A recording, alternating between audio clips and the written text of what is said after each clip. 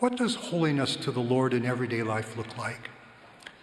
Holiness to the Lord in everyday life looks like two faithful young adults, married for a year, sharing with authenticity and vulnerability gospel covenants, sacrifice, and service in their unfolding lives.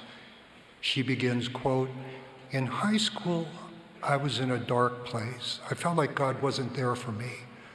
One night a text from a friend said, 'Hey, have you read Alma 36 ever?'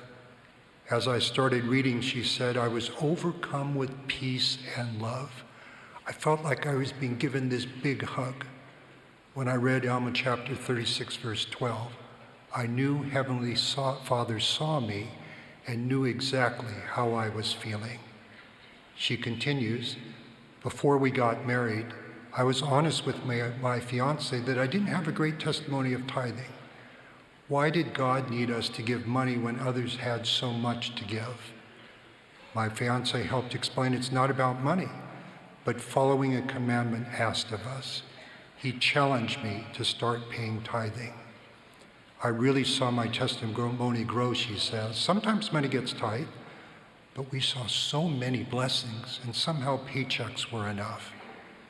Also, in my nursing class, she said, I was the only member of the church and the only one married.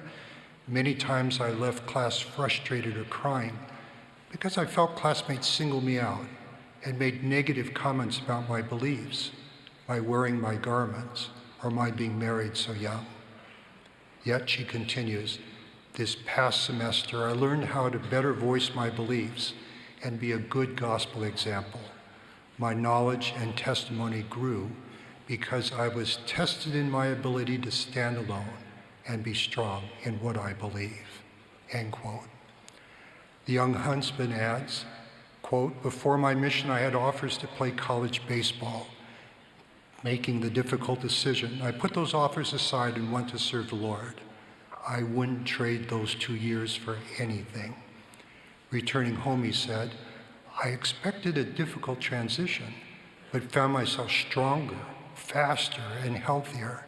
I was throwing harder than when I left. I had more offers to play than when I left, including my dream school.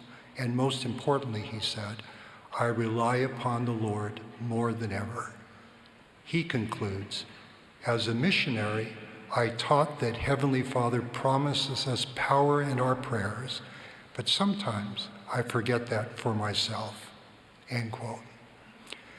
Our treasury of missionary holiness to the Lord blessings is rich and full. Finances, timing, and other circumstances are often not easy, but when missionaries of all ages and backgrounds consecrate holiness to the Lord, things can work out in the Lord's time and way.